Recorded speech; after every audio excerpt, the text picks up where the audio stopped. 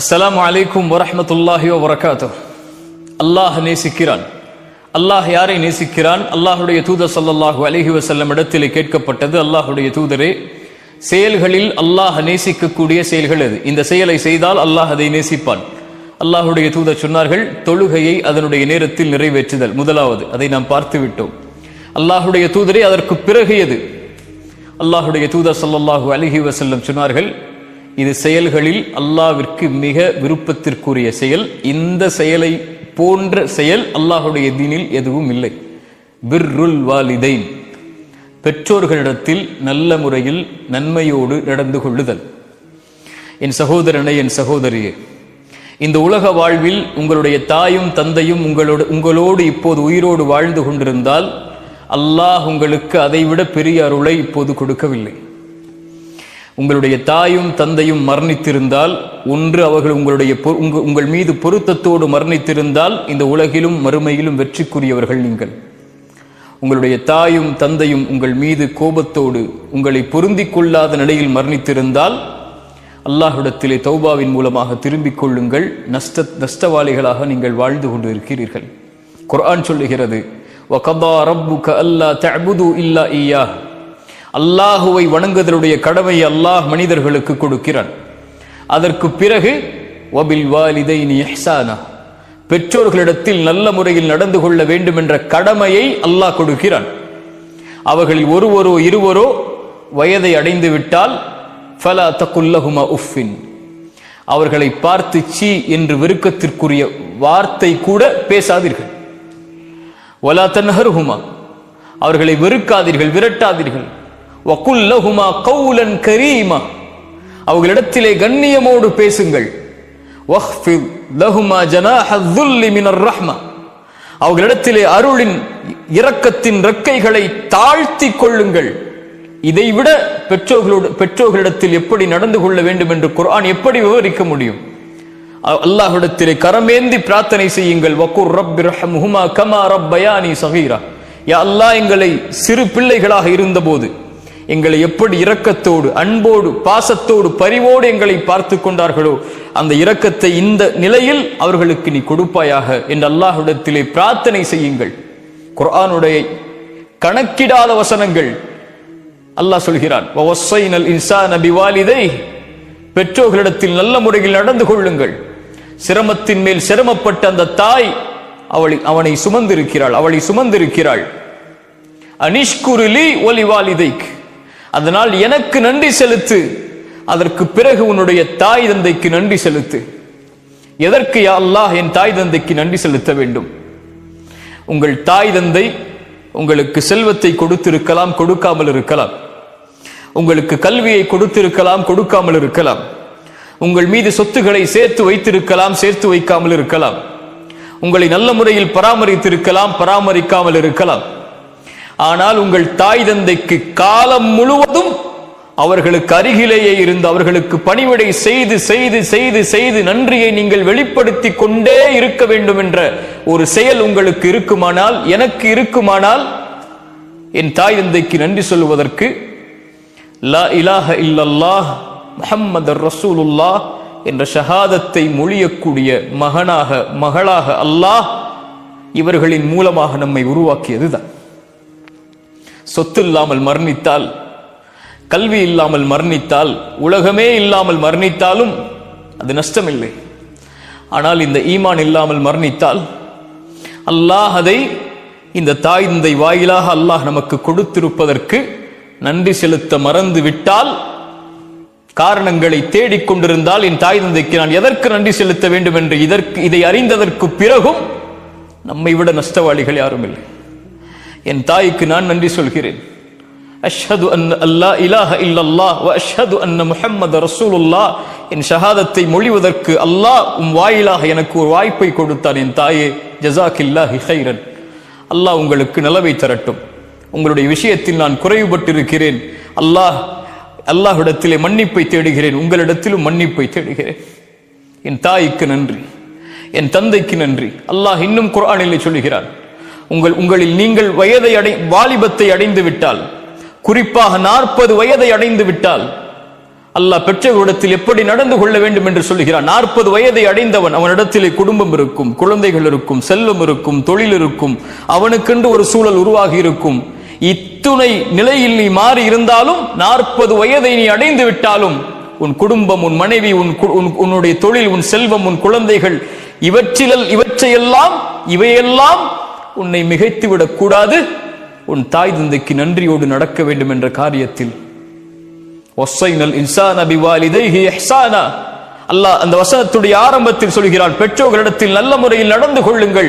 சிரமத்தின் மேல் சிரமப்பட்டு உங்களை சுமந்திருக்கிறாள், சிரமத்திற்கு மேல் சிரமப்பட்டு உங்களை பெற்றெடுத்திருக்கிறாள், தன் வாழ்க்கையே உனக்காக அர்ப்பணித்திருக்கிறாள். அல்லாஹ் அதற்கு பிறகு சொல்கிறான், அவன் துஆ செய்வான் 40 வயதை அடைந்தால், ரப்பி அவ்ஸிஅனி அன் அஷ்குர நிஅமதக அல்லதி அன்அம்த அலைய வ அலா வாலிதைய, யா அல்லாஹ் எனக்கு உதவி செய் உனக்கு நன்றி செலுத்துவதற்கு, என் மீது நீ செய்த அருளுக்காக, என்னுடைய பெற்றோர்கள் மீது செய்த நீ அருளுக்காக, எனக்கு செய்த அருள் இவர்களை எனக்கு கொடுத்தது யா அல்லாஹ், இதற்கு நன்றி செலுத்துவதற்கு எனக்கு உதவி செய்ய அல்லாஹ், நீ பொருந்தக்கூடிய செயலை செய்வதற்கு. அல்லாஹ் எதற்கு அதை சொல்கிறான்? பெற்றோர்களின் மூலமாக பொருத்தத்தை தேடி உன் பொருத்தத்தை பெறக்கூடிய செயலை செய்வதற்கு யா அல்லாஹ் எனக்கு உதவி செய், என்னுடைய வாரிசுகளை நல்ல முறையில் ஆக்கிவிடு யா அல்லாஹ். நான் என் பெற்றோருக்கு சிறந்த வாரிசு, என் வாரிசும் எனக்கு சிறந்த வாரிசாக இருக்க வேண்டும், அதை மாற்றிவிடு. அதில் தவறளித்திருந்தால் என்னை மன்னித்துக் கொள் யா அல்லாஹ், நான் முஸ்லிம்களில் ஒருவன் என்ற துஆவை செய்யுங்கள் என்று அல்லாஹ் கட்டளையிடுகிறார். இதைவிட எப்படி பெற்றோர்களிடத்தில் நல்ல முறையில் நடந்து கொள்ள வேண்டும் என்பதை விவரிக்க முடியும்? அல்லாஹ்வுடைய தூதர் ஸல்லல்லாஹு அலைஹி வஸல்லமுடைய ஒரு செய்தியை கவனியுங்கள்.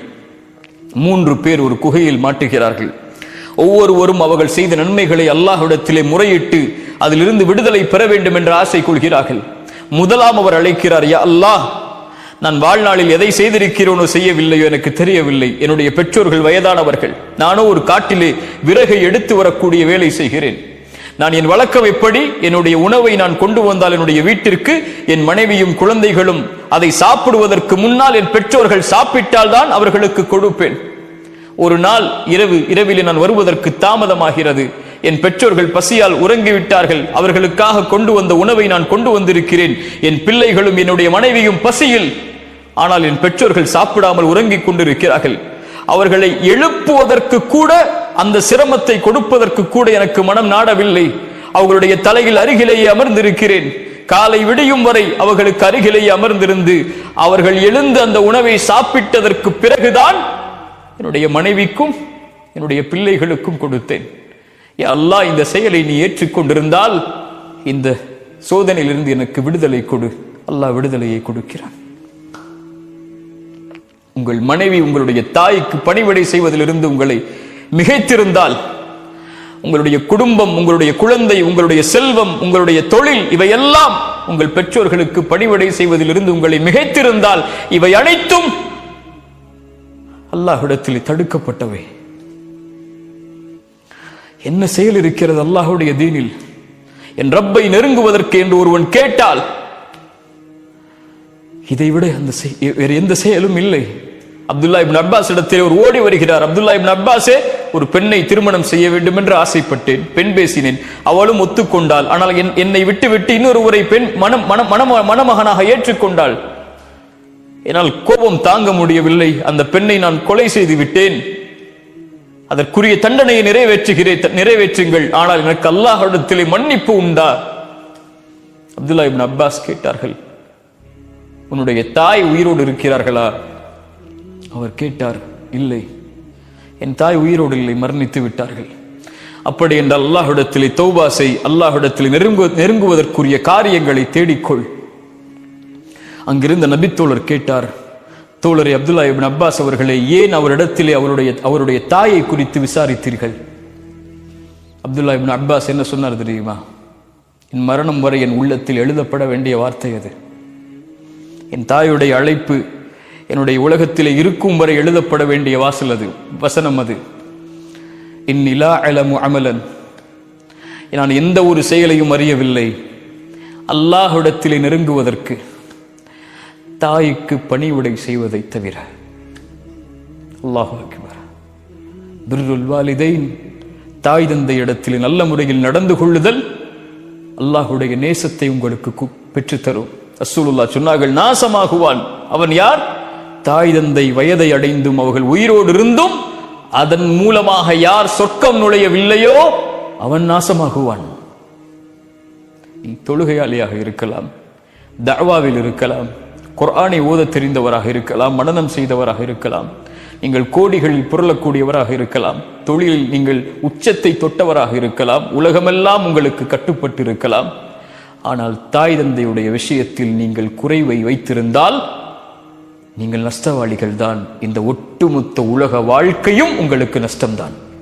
நாளை மறு உலக வாழ்க்கையும் நஷ்டம்தான். அல்லாவிற்கு பிறகு கவனத்தில் எடுக்க வேண்டிய ஒரு உறவென்றால் உம்முக் உம்முக் உம்முக், உன் தாய், உன் தாய், உன் தாய். அதற்கு பிறகு யார் ரசூலல்லாஹ்? உன் தந்தை. அனிஷ்குரிலி வலிவாலிதைக், பெற்றோர்களிடத்தில் நல்ல முறையில் நடந்து கொள்ளுங்கள். என் சகோதர சகோதரியை, எனக்கு நான் சொல்கிறேன், நம்முடைய தாய் தந்தை நமக்கு செய்த அருளை போன்று அல்லாஹுடைய அருளால் வேறு யாரும் இந்த உலகத்தில் நமக்கு எந்த அருளையும் செய்துவிட முடியாது. ஒட்டுமொத்த வாழ்வையும் நமக்காக கொடுத்து நம் நலனை மட்டுமே குறிக்கோளாக கொண்டு வாழக்கூடிய உறவுகள் அது. குறிப்பாக தாய் தன் எதிர்பார்ப்புகளை, தன் ஆசைகளை, தன் எண்ணங்களை, தன் வயதை, தன் வாழ்க்கையை, ஒட்டுமொத்தத்தையும் தன் பெற்றெடுத்த பிள்ளை நலமோடு இருந்தால் போதும் என்று கழிக்கக்கூடிய ஒரே உறவு இந்த உலகத்திலே தாய் மட்டும்தான். அந்த தாயை நோவினை செய்து, அந்த தாய்க்கு சிரமத்தை கொடுத்து, அந்த தாயை தள்ளி வைத்து விட்டு, அந்த தாயை உதறி தள்ளிவிட்டு எந்த ரப்பை வணங்கப் போகிறோம்? அல்லாஹ்விடத்திலே நேசத்துக்குரிய அமல் தாய் தந்தை இடத்திலே நல்ல முறையில் நடந்து கொள்ளுதல். அஸ்ஸலாமு அலைக்கும் வரஹ்மத்துல்லாஹி வபரகாத்துஹு.